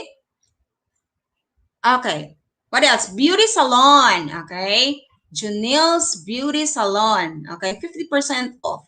What do you observe with these words? Shop. Yan, very good. Ano yung napapansin? They're all written, hi, Ma'am Marjorie Avellanares. Good evening, ma'am. Cavite, from Las Piñas and Cavite. Okay. What have you noticed with these words? They're all written in English. Bakit nga ba may English sa Pilipinas? Bakit ba tayo nag-i-English? Okay? Aren't you proud that you can speak and understand and write English? Okay, big letter. Okay, big letter. Okay, Gothic. Okay, may Gothic ba? Okay, so they're all written in English. Bakit kaya? Okay, try natin, sir. Next slide. Okay, why do we use the English language? Okay, sa media natin. Ang media natin, isang click lang natin, minsan napupunta ka sa ibang di ba? Ibang site or ibang channels. Okay, of course. Sa ibang channel, a lot of these channels are use the English language. Okay? Kasi medyo boring din kapag dito ka lang sa Pilipinas na mga channels. Kaya tayo nag-explore. Paano ka mag-enjoy kung mag-explore ka? Kaya ka mag-enjoy if you do not understand or we do not use the English language. So yung media natin. Okay? Yung media natin is number 1. Number 2, next po. Entertainment. Okay, yung Netflix. Okay, parang nowadays we watch we watch movies sa Netflix. Okay? Mas naintindihan, mas na-enjoy natin because we understand and most of the time we use the English language. Okay? Next po. Proceedings and functions. You notice yung mga sa trial courts, yung mga proceedings and functions, they use the English language. Kaya very important na English kasi they have their own purpose also. Bakit ba English ang gamit sa proceedings and functions? Mas mabilis siya maintindihan kasi simplified. Okay? Pag Tagalog naman, pag Filipino naman, parang mahaba yung sentence. We try to notice, pag magsulat ka, ang haba ng sentence ng Filipino kaysa English. Translation ng English. Okay? Next po. Internet. Okay? 80% of the sites in the internet, according to the survey, use the English language. Kaya kapag may kailangan ka sa internet, kailangan mo yung maintindihan yung English language because the internet is for the whole world. Okay? And the whole world is using the English language. Kaya kailangan mo yun. Kailangan mo maintindihan. Kailangan mong magamit ang English at maintindihan yung English language. Next one po. Next is researches. Okay? When we are after for advancement and technology, lahat ng mga references natin, most of them are written in English. Kaya kailangan natin ang English language. Kung gusto mong magkaroon ng innovation, invention, to make life easier, to make this life better, to make this world better, kailangan mo mag-research. And then, ang lahat ng mga references mo, parang 80% na nasa internet, ay English language. The last one is subjects in school. Okay, yung subjects natin sa school, except Filipino, of course. Ano pa? ESP, AP, they use Filipino language, di ba? The rest, they use the English language. Kaya kailangan natin yung English. Okay? Next slide po. So, media, entertainment, proceedings, internet. Ano pa? Yung research and subjects in school. Okay, look at this. Look at this picture. There are 3 superheroes. Okay? One is Filipino. One is, what is that, sir? Kalimutan. One is One is Filipino, one is English, and one is dialect. Okay, dialect. Anong nangyari? Okay, what happened? What does this picture tell us? Anong sinabi ng picture na to sa atin? Sometimes, what? Minsan na isa-set aside natin yung dialect natin, no? Especially when when we're abroad or when we're in Manila, we're in Luzon. Nakakalimutan natin yung dialect natin. So, this picture is not good, right? Okay, see? Yung very arrogant yung dalawang because you keep on using these languages. Siguro nakalayo ka sa place mo, and then you unintentionally maybe nakalimutan mo, ay, nga pala, no, Bisaya pala ako. So, from time to time, you'll try to, please practice your Cebuano or Ilonggo, Ilocano language. Hindi dapat natin kalimutan ang pinanggalingan natin. Our own dialect when we were young. Kung saan tayo pinanganak. Mahalahin natin ang sariling atin. Very good. Hi, Ma'am Yani Sebastian, watching from CDO, okay, Ma'am hometown. Okay. Mahalin ang sariling atin. Very good. Ma'am Bella Donna. Ma'am Bella Donna talaga very interactive. Kaya, ito talaga Ma'am Bella Donna. Hanggang sa dulo yan, sa last minute ng natin. Thank you, Ma'am Bella. Okay, so this picture is not good. I should avoid this. Kasi kahit saan ka man pumunta, you cannot deny the fact kung saan ka nang galing. Kung Bisaya ka, Bisaya ka. Okay? Kung Ilonggo ka, Ilonggo ka. And it will never depart from you. Okay? Babalik at babalik ka rin doon. And then, kahit very slang ka na, very, what do you call this, well-versed ka na sa ibang languages, pero never yan lalabas sa'yo yung pinakaunang, yung first love mo, yung first language mo. Okay? When you were born. Okay? That's it. Next slide po. Kaya X. X yan. Okay? Still remembering Nena during our module 1. Okay, look at Nena. How does she balance her language, her dialect with other girls in the boarding house? Okay? Look at her.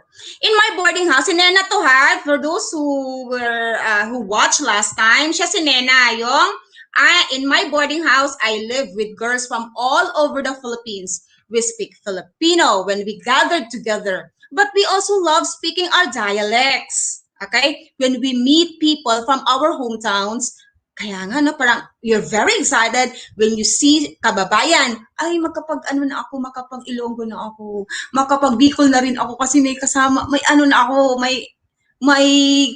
kausap ako, Bicol, ang sarap, mag-practice ng Bisaya, Bicol, Ilocano. Our dialects make us feel special. That's it. That is the word. You feel special. You are special in a nice way, of course. You are special because meron kang pinanggalingan. You belong to a tribe, you belong to a group that has unique language. They're part of our personalities and our heritage. Kasi kapag Ilonggo ka, ayan, malalaman natin talaga kung Ilonggo. Kasi ang lambing, Ilonggo yan. That's part of our personality already.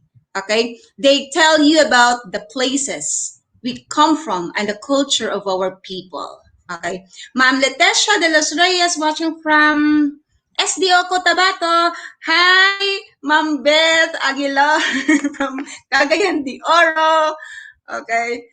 Next slide po, sir. Okay. Here. Okay.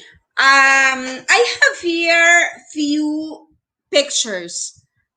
I want you to, okay, these are translations of I love you in different languages in the Philippines. Okay?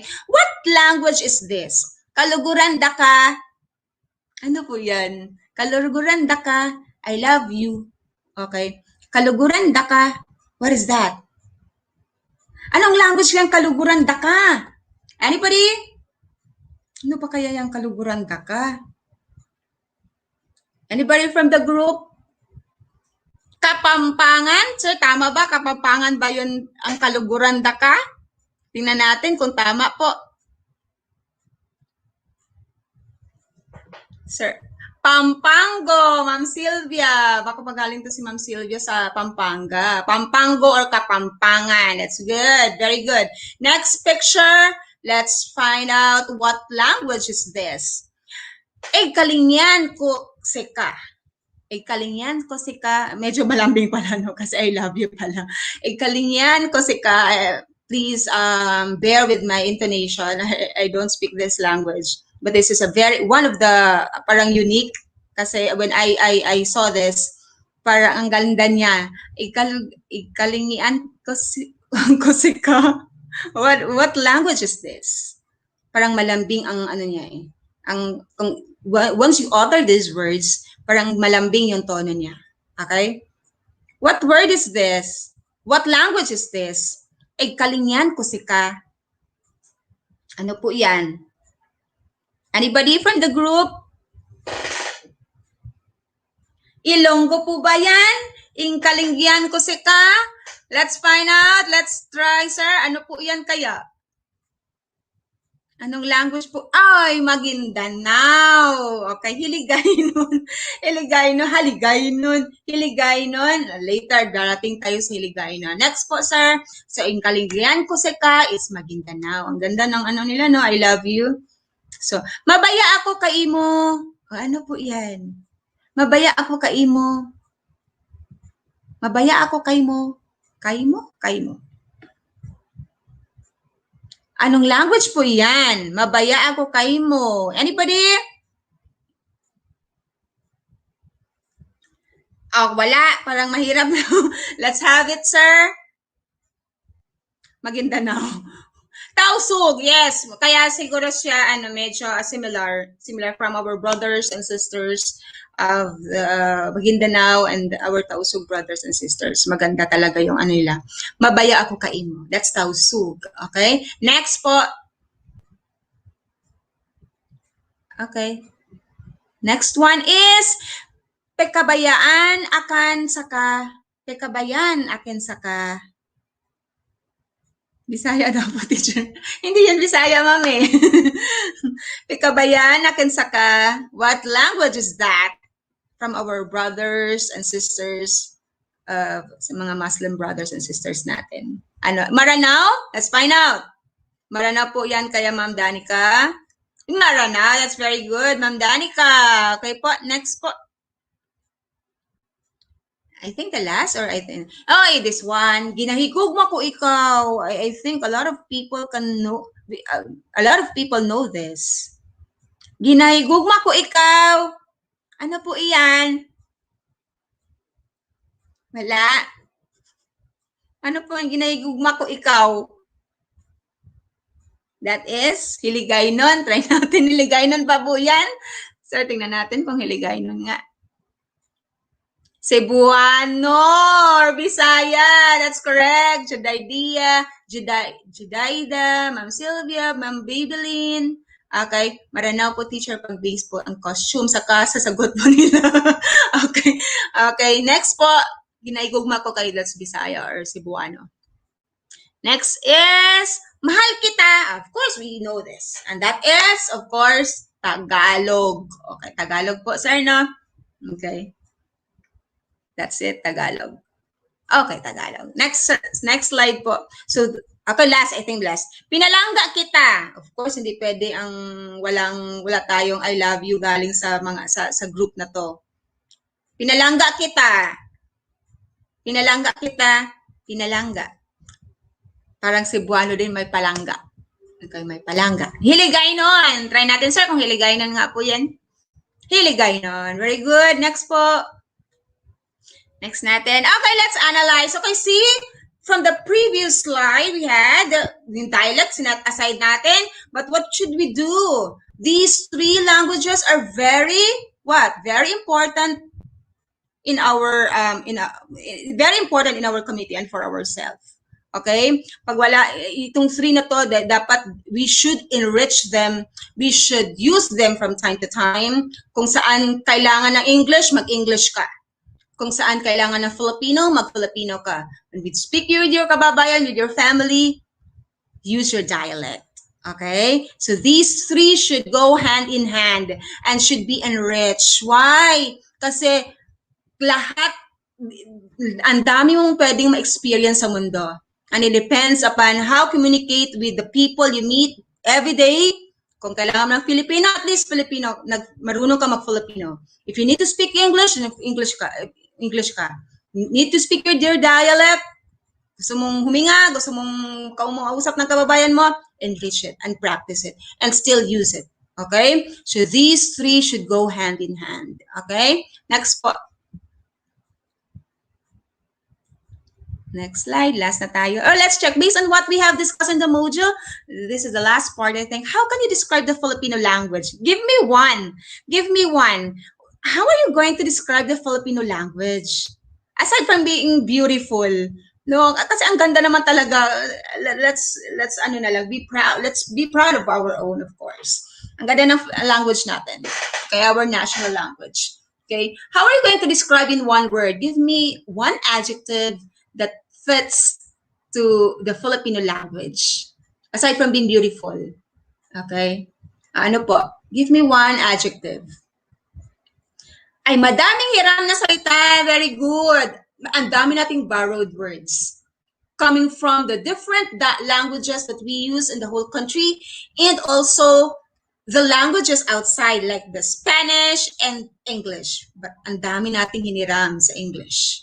Okay, and the Spanish, of course. So it's a mixture of the languages that we knew in the past and the mixture of the languages that we already have in the country. Okay, yun ang pinakamaganda. Aside from being beautiful, it's a mixture, it's a combination of many languages, kaya ang ganda-ganda niya lalo. Okay, next slide po. Okay, enumerate 5 benefits of national language for a country and its people. Okay, this is part of your module. I hope there are all students here. Okay, give me one, because we don't have enough time. Give me one benefit of having a national language for a country and its people. Bigyan niyo ako ng isa. Paano? Bakit ba merong national language? Para saan yan? Para saan po ba yan? Bakit kailangan? As we discussed the full things in the previous slides. Ano po? Give me one benefit of the national language. Tingnan natin. Isa lang, and then we move on. Mas madali pong magkaunawaan ang mamamayan. So, it binds us. Okay? Nagbubuklod-buklod. Ang language natin brings us closer to one another. Okay? Communication, yes. If you have good communication, then being close is easier na din. Communicate easily. That's good. Identity. It gives us the identity that we are Filipino. Like, ay, nag-Tagalog, nag-Filipino siya. Ay, ano yan, galing yung Pilipinas. Okay? Kaya when you, anywhere in the world, wherever you go, wherever you are, ang benefit of being Filipino will always be with us. Okay? Kailangan pa natin English. Magkakaroon ng pagkakalanlan, identity. Very good. Understand one another. Okay, very good. Okay? Next po, ang dami, no? Ang daming benefits. The module only asks 5, but a lot. If you try to chunk these general benefits of our national language, maloko ka sa ang dami-dami pala. Okay? Then you realize how lucky you are to be a Filipino. Okay? Next po. Next slide. Konti na lang to. Or true or false? There are only 4 items. Give me one, sir. Ano pong first item natin? At present, English is still one of the official languages of our country. True or false?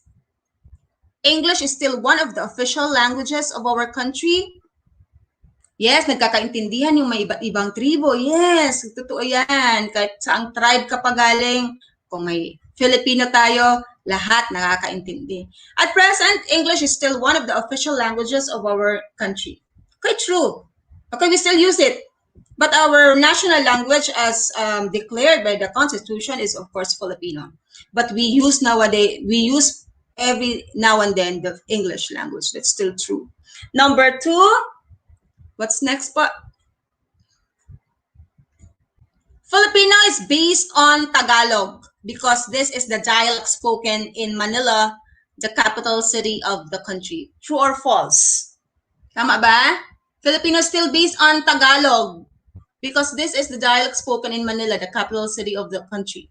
That is true. Okay, it's still based on Tagalog. Based on Tagalog, and then still, na-enhance lang, na-enrich lang kasi ang dami nating borrowed words. Pero ang dami pa rin galing Tagalog na pure. Okay? Number 3. Number 3 po. Thank you, sir. Filipino. Okay, Filipino should be spoken by all Filipinos at all time. At all time. True or false? Since this is our national language, kailangan ba at all times dapat Filipino lang? Of course, false. Okay, as we had the picture earlier, the 3 languages that we use nowadays should be enriched together. Okay, Filipino should be spoken by Filipinos contextually or depends upon the situation. So it's false. Okay, last item po. My last item. A national language promotes economic, political, social, and cultural development. And this is, of course, true. It promotes economic, political, social, and it's holistic. It binds us. Our communication is a backbone for growth, for economic growth. Okay, political and social. Lahat ng development. Pag walang may language barrier, lag yan, wala. Okay? That's why we'll have to enrich. We should enrich our national language. We should not forget our language, our national language, kasi ito po yung nagpapayaman sa atin in all aspects. Okay? Next slide po, sir. Okay, let's sum up.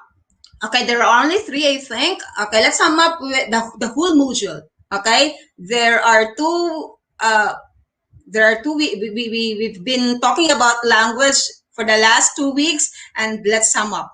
A national language is important for any free country like the Philippines. It promotes cross-cultural understanding and mutual appreciation between people in a nation. Kaya nagbabind siya sa atin. A free country. Okay? Free country kasi ang dami nating dialects, ang dami nating languages. Kaya kailangan natin ng isa out of many para magbuklod sa atin. Next po. Okay, next is Filipino is the national language of the Philippines. It is cultural thread that keeps Filipinos all over the world in touch with their roots. Kaya it's global. Okay, global. Nagbubuklod sa atin kahit saan man parte ng mundo, babalik pa rin dun sa gitna, and that is Filipino. Kahit alam mo mag-Korean, alam mo mag-English, alam mo mag-Spanish, alam mo mag-Russian, babalik ka pa rin dito sa root mo. Okay? Next po. Okay, I think that's the last. Okay, English and the other languages and dialects spoken all over the country are just important as the national language. Kaya, pagyamanin pa rin natin, you should enrich our dialects, our sarili tayong tono. That's it, enrich it. Okay? Because that is you. That is part of yourself. That is part of your being you. Okay? Kaya, pagyamanin pa rin natin lahat ng alam nating salita. Okay? Because ito yung nagpapayaman sa atin in all aspects. Next po. Okay, that's it. That's my last slide pala. Thank you for joining our class today. Thank you for joining the English class for ALS. I hope many ALS students will still be able to watch next meeting, next session. Okay, thank you. Thank you po, Ma'am Bella Donna, Ma'am Sylvia. Thank you po. Okay, Ma'am Jamil Mojica, Ma'am Zena May Magayes, shout out. Okay. Thank you po sa lahat ng viewers natin for tonight. Sir Wilbur, I think that's my last slide already. Bye. Good night. See you next.